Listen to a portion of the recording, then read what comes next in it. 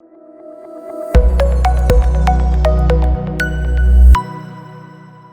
everybody, we have Lish Gates from Algolia here today. Lish, thanks so much for joining us. Really excited to do an interview with you. I know we've had this on the schedule for a little while, so glad we can finally do this, and welcome on.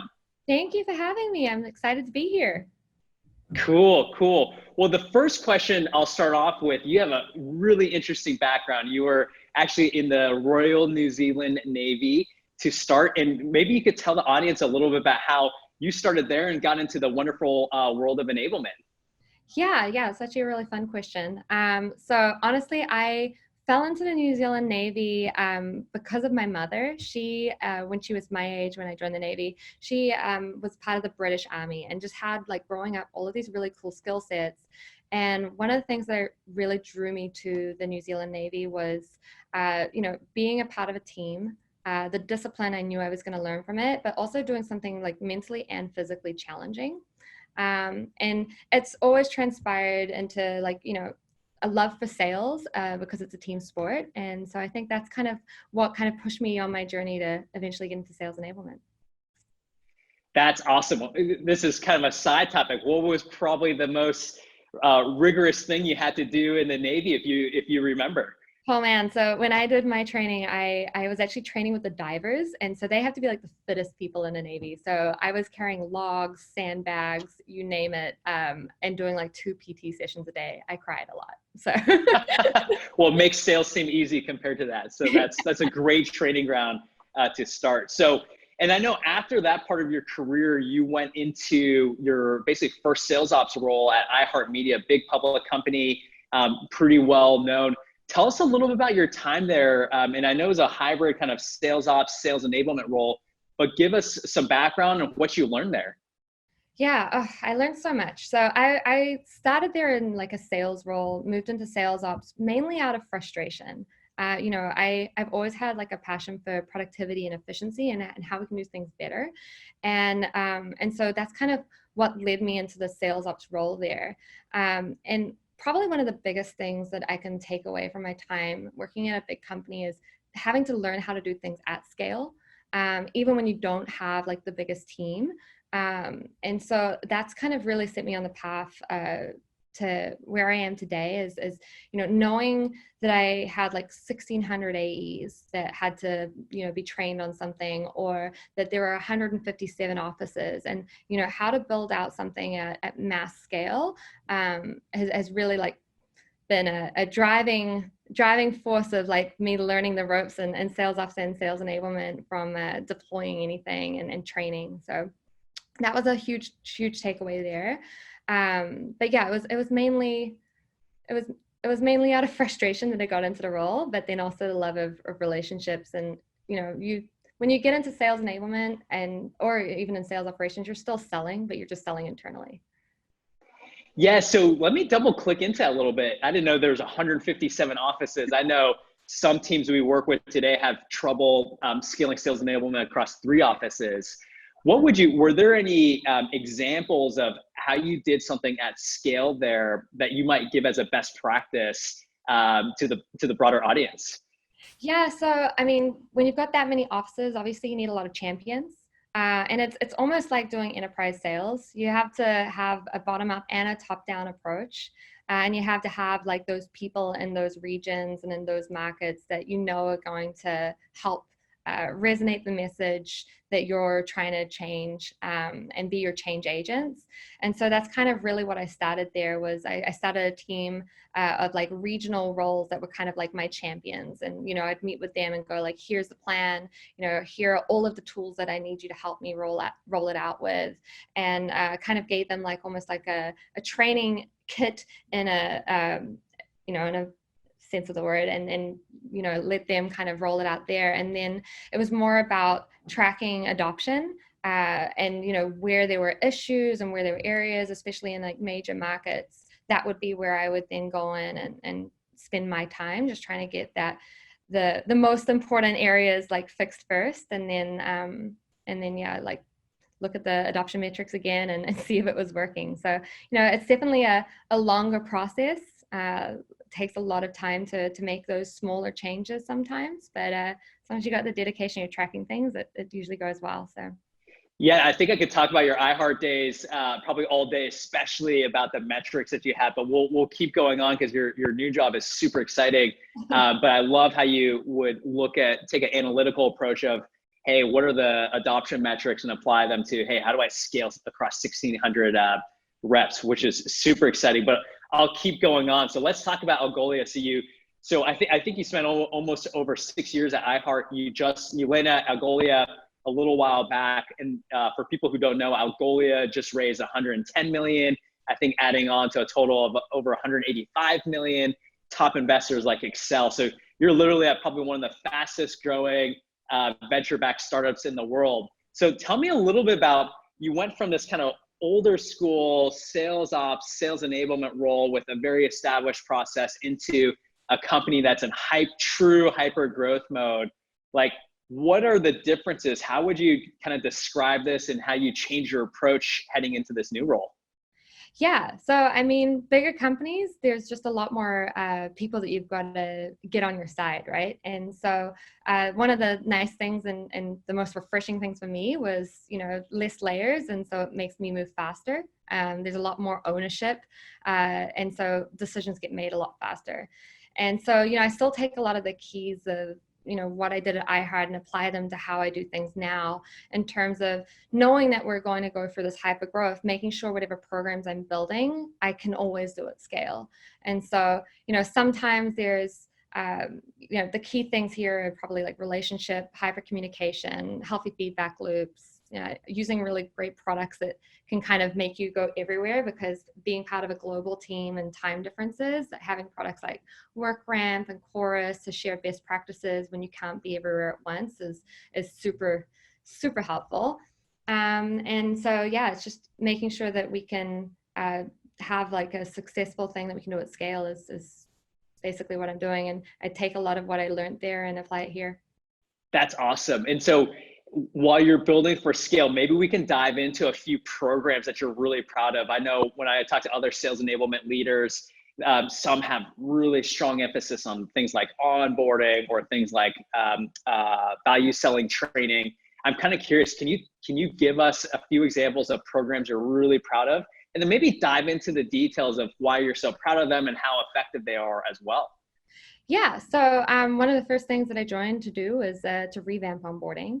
And it's been a big project for us, and it's still ongoing because we're building it for 9 different revenue roles. So I can't truthfully say, like that we have reduced ramp yet, because I have a pretty different philosophy. Like, that's obviously like my end goal is to reduce ramp over time. But when you're building onboarding, it's almost like a product. And, so we launched our first like beta test, if you will, a couple of weeks ago of some new hires.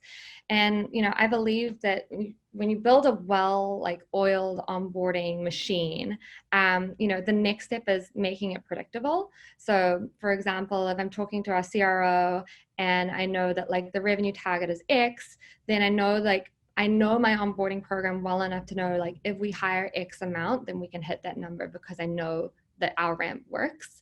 And then once it becomes predictable, that's when I start looking at the metrics of, okay, now how can I reduce this time? So, we're still in like the early stages of launching a product, which is super fun, but there's still a lot of work ahead. So I think like that's something I'm excited about. And that's like one of the programs. Yeah. Yeah, let me ask a little bit more about onboarding here. And we're really happy customers of Algolia as well. Love the service. Our customers love the service, especially the advanced search capabilities. But it's really interesting. You have a more technical product. We have, if you think about like the Twilios of the world, the Databricks of the world, it's a hard sell. What would you say when you're selling a more technical product that you have kind of infused into the onboarding program? Or do you not care so much about that? And it's more about process and selling technique. I'm kind of curious if you have some best practices for our customers who have harder to sell products. Man, that's a really, really good question, because we've actually gone back and forth internally a lot, because obviously, like, with such a technical product, you are constantly going to be doing a lot of product training, especially when you're selling to technical people. And so the first thing that we've done as we've built out our onboarding is like, let's get the nomenclature down. Like, let's get like the first iteration of like what the value is of our product.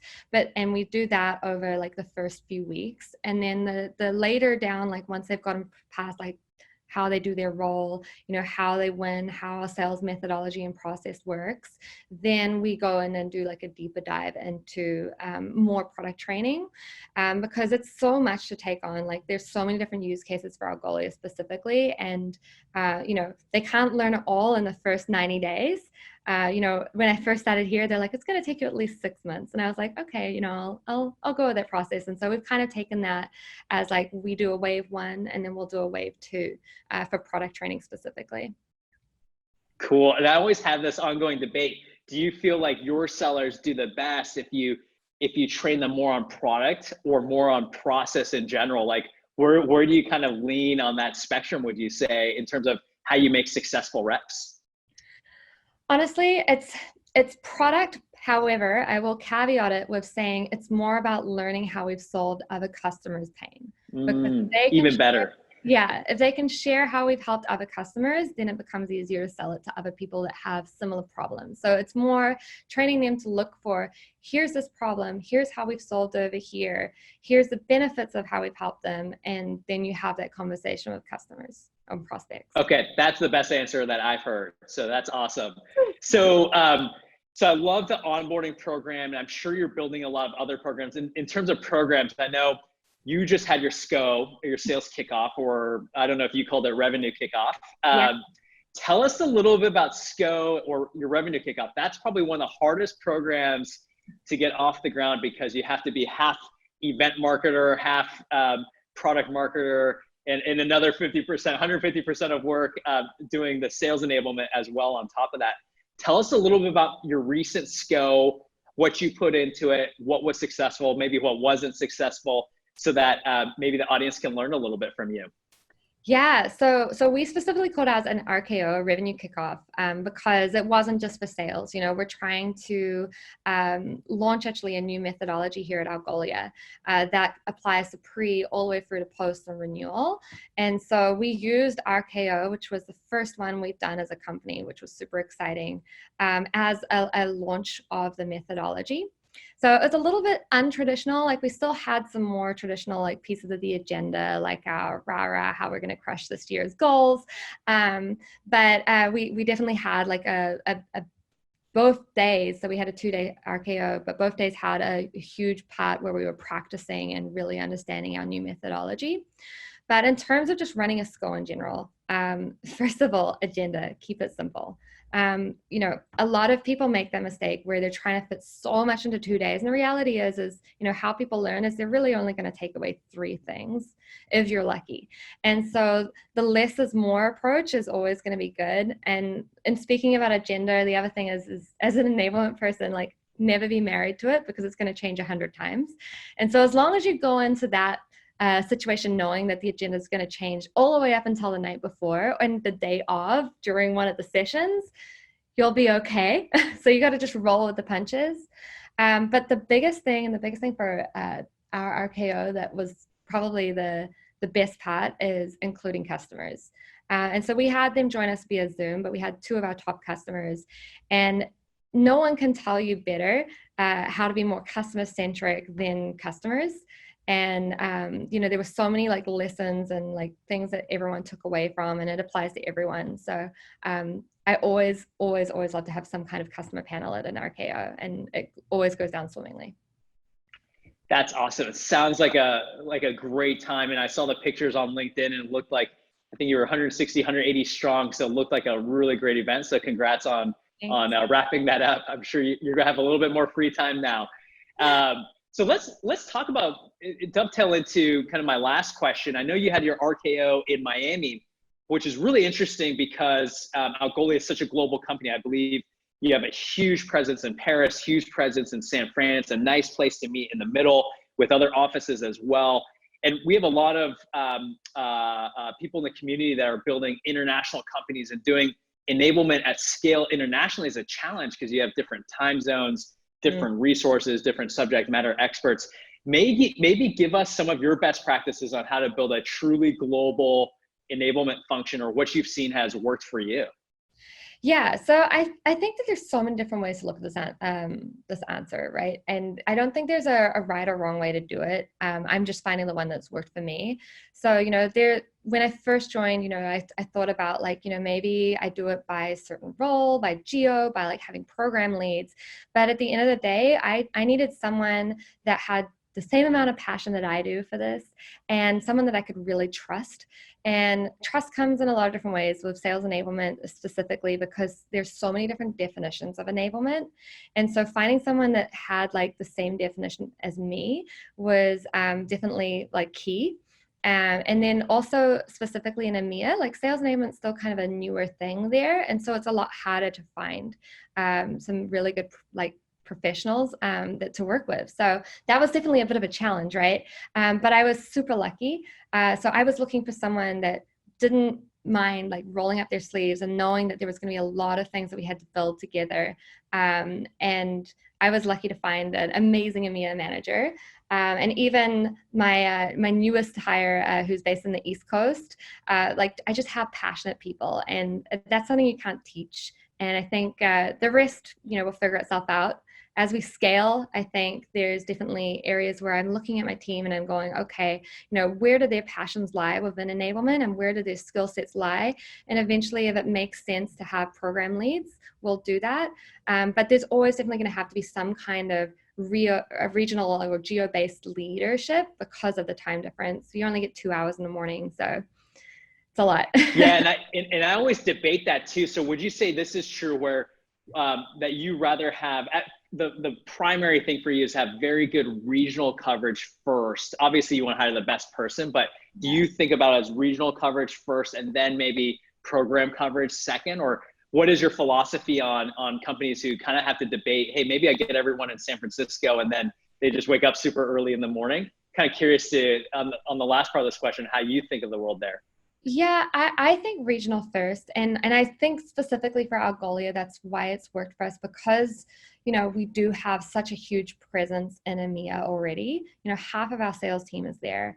And so it made sense to have more of a regional manager there than to fly, you know, a massive team over here every single time we had to do onboarding. And so that's just my personal preference. I think it really depends on the situation, the company. But it seems to be working for us. So no complaints. That's awesome. That's awesome. Well, Lish, I appreciate you spending some time with our audience here. I think they're going to enjoy all the great learnings from your team. You guys are crushing it overall as a company. And I think a lot of the go-to-market success is because of the leadership you're stewarding internally. So congrats. Cheers. Thanks, mate. All right. Thank you.